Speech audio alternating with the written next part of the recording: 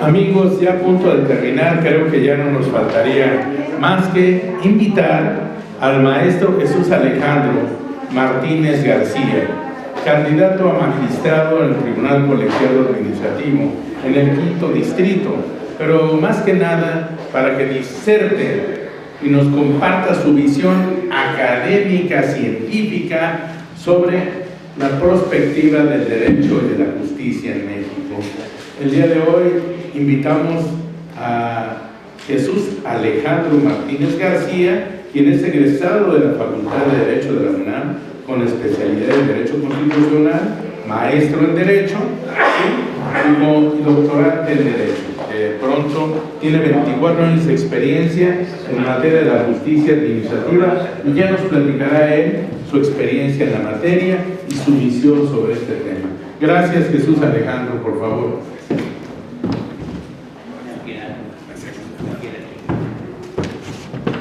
Hola a todas y todos. Primero, pues agradecer a Roberto Villaseñor por la invitación y, por supuesto, esta Confederación de Colegios y Asociaciones de Abogados de nuestro país por la invitación y la oportunidad que me dan aquí de estar con ustedes y compartir algo de lo que yo creo y de lo que ha venido advirtiendo los últimos 2 meses a partir de todo este nuevo proceso que tenemos los mexicanos y que es bien importante, que tiene que ver con las elecciones judiciales. Como dijo mi compañera, la doctora Yadira, también hace un momento, no podría hacer mucha alusión, de hecho, a mi tema personal, por lo que comentaba, los lavropatrio, etcétera, pero sí lo que quiero es que vean qué hay detrás de una persona que se ha dedicado a la jurisdicción los últimos 24 años de su vida, más de la mitad de mi vida. Me he dedicado a esto desde que era un estudiante en la Facultad de Derecho, y lo que quiero que noten es la importancia y la trascendencia del momento histórico que tienen todos los ciudadanos, las agrupaciones, de tratar de identificar aquellos candidatos, en abstracto hablo, de los candidatos que sean más idóneos para efecto de cumplir con los cargos. Y para ello quiero empezar hablando un poco de lo que hace a una persona, porque al final cada uno de los candidatos somos personas. Es algo que de pronto se había dejado de lado con la anterior judicatura, y debo decirlo, no estoy diciendo mentiras.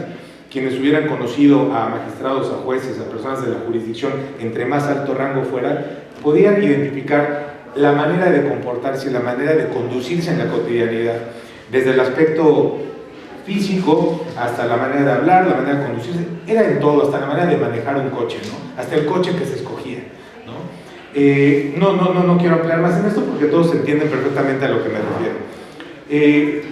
Alejandro Martínez, que está aquí frente a ustedes, es una persona que estudia en la Facultad de Derecho, en escuelas de barrio, después se va a la Prepa 6, Facultad de Derecho, y ahí inicia su vida académica en cuanto a la materia, especialidad de Derecho Constitucional, maestría en Derecho en la UNAM. Después hay oportunidad, se obtiene una beca, me voy a estudiar al extranjero, a la Universidad Pompeu Fabra en Barcelona, España, y ahí continúo mis estudios. Hoy día doctorante en Derecho. En cuanto a lo profesional, desde que era estudiante en Derecho entro a trabajar al tribunal entonces de lo contencioso administrativo en la Ciudad de México y me inicio en el tema de la jurisdicción administrativa. Si ustedes me dicen qué hay detrás de Alejandro Martínez, pues hay una persona común y corriente que pretende ser juzgador. ¿Qué me refiero con una persona común y corriente? Si me dicen yo, ¿qué hago en mi vida cotidiana? Pues voy a trabajar las horas que me corresponden y en la tarde me voy a hacer ejercicio. No me gusta estar en lugares ostentosos, no me gusta tener un coche ostentoso, no me gusta vestirme con cosas ostentosas, no me gusta exhibir marcas. No, soy normal. Si me dicen qué pasatiempo que tienes, leer libros, ir al cine. Soy un fan de la lucha libre mexicana, es algo que lo hago porque es muy cultural, me identifica mucho con mi país. Eso hay detrás. Pero bueno, ahora, ¿qué viene en cuanto a la elección de las personas? Por supuesto tienes que ver qué traen detrás en cuanto a conocimiento. Eso es fundamental. Si una persona que tú vas a elegir para un cargo no está capacitada para desempeñarlo, pues es un primer acto de corrupción al aceptar un cargo para el cual no está preparado, ¿no? Voy a ir a que me paguen por no hacer nada, por hacerlo mal. Entonces, evidentemente, el tema de la preparación que tiene cada uno de los candidatos y que ustedes deben revisar es de importancia perenne, claramente lo es. Pero también, ¿qué hay detrás del juzgador? El juzgador debe ser una persona sensible, con capacidad de entender, pero de haber conocido una sociedad real. Por eso yo agradezco mucho haber estudiado en la Universidad Nacional Autónoma de México, porque ahí, los que estudiamos ahí, nos damos cuenta que convivimos con mucha gente, con un abanico de 1000 colores de compañeros y compañeras que nos van enseñando cómo es la vida real. De repente uno de tus compañeros te invita a una zona un poco más sencilla y de repente tienes otro compañero que te invita a un caserón tremendo. Es decir, vas conociendo la sociedad mexicana en todos sus matices. Eso ya te va dando una calidad y te va creando una personalidad muy especial que solamente, yo me atrevo a decir, se tiene en las universidades y en las escuelas públicas. Entonces, cuando a ti te toca resolver un asunto, logras identificarte y entender el problema que hay detrás de ese asunto, ¿no? Nos hemos llenado la boca de decir que los estudiantes no son números, sino son personas. Sí, pero el problema es entenderlo realmente, ¿no? Verlo. Por ejemplo, en el tribunal donde yo me he desempeñado, se ven asuntos tan sencillos, fíjense, son tan sencillos pero tan importantes como lo es un asunto de la Procuraduría Social. Voy a poner un ejemplo y ustedes se van a identificar con esto. Vivimos en un, digamos, en una conjunto habitacional, en Coapa, digamos. Pongo un ejemplo, se me viene a la mente. Y de pronto tenemos un vecino que agarra y pone una reja para proteger su coche de que no le haga nada. En una zona que es de uso común, pero él bien pone la reja, justificando que pues va a proteger su coche. Pero resulta que con eso ya impide el paso, impide que los niños jueguen, impide 1000 cosas impiden con ese tipo o de repente en un jardincito que es de uso común se le ocurre cercarlo. Ese asunto ustedes dirían, es un asunto que a quién le importa. ¿Quién le importa? Pues, ¿qué no ustedes los juzgadores juzgan cuestiones de millones de pesos, de responsabilidades de altos servidores públicos? No, créanme, hay señores, hay personas que viven en esa unidad habitacional y que de repente entran en conflicto con la familia, entran en conflicto con la familia del que puso la reja, y tú puedes decir, no es importante ese asunto. Por supuesto que es importante, porque eso puede desencadenar en un conflicto familiar que no sabemos si acaba hasta en el peor de lo que nos podamos imaginar, un balazo. Entonces, resolver un asunto de la Procuraduría Social donde tú digas, oye, el señor fulano que puso una reja indebidamente y sin permiso debe quitarla, ordénese que vaya y se retire de manera inmediata de su costa, eso es impartir justicia, y es un asunto muy tranquilo, muy tranquilo. Entonces, la justicia está en cada asunto, por sencillo que nosotros lo veamos, y el juzgador debe ponerse en el lugar de la parte actora, ¿no? En ese caso que puse, pues yo tengo que ponerme en el lugar del señor que se ve afectado en su comunidad porque alguien fue y le puso algo que no corresponde poner ahí. Pero miren, también quiero comentarles algo que tiene que ver con mi expertise, lo que hasta ahora he desarrollado, que es las responsabilidades administrativas de los servidores públicos. Dentro de los cargos que he tenido en el tribunal, bueno, por supuesto fui pasante, después fui secretario de estudio y cuenta, y después de regresar de estudiar en el extranjero, actualmente soy secretario de estudio y cuenta en la sala superior, en la cuarta ponencia. Pero antes ocupé diversos cargos, incluso académicos. Por ejemplo, a mí me tocó echar a andar el Instituto de Especialización en Justicia Administrativa, en ese entonces de la mano del exministro de la Corte, Carlos Diego de Silva Nava. Él era el titular del instituto, a él se le encomendó la tarea y necesitaban un secretario técnico, entonces yo me fui a trabajar con él. Fue una experiencia muy buena porque era un ministro de la Corte de la vieja escuela, del cual aprendí mucho. Ahí echamos a andar en el instituto, me tocaba el tema académico que me gusta mucho. Yo soy también maestro de la facultad, hoy ya suspendí un poco por temas personales, pero años dando clases en CEU.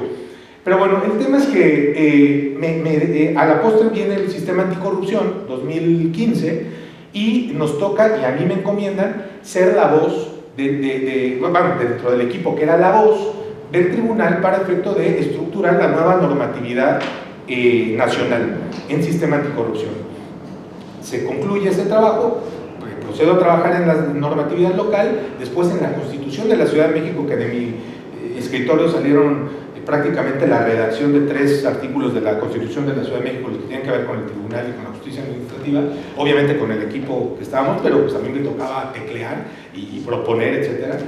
Entonces me metí mucho en el tema de las responsabilidades administrativas, pero les quiero contar algo muy particular para que ustedes vean la trascendencia que tiene escoger bien a un juzgador y sobre todo ver qué calidad de persona tiene ese candidato, ¿no? Y hablo, reitero, en abstracto, no hablo de mí, hablo en abstracto, y es un llamado a la ciudadanía para que ponga atención en esto.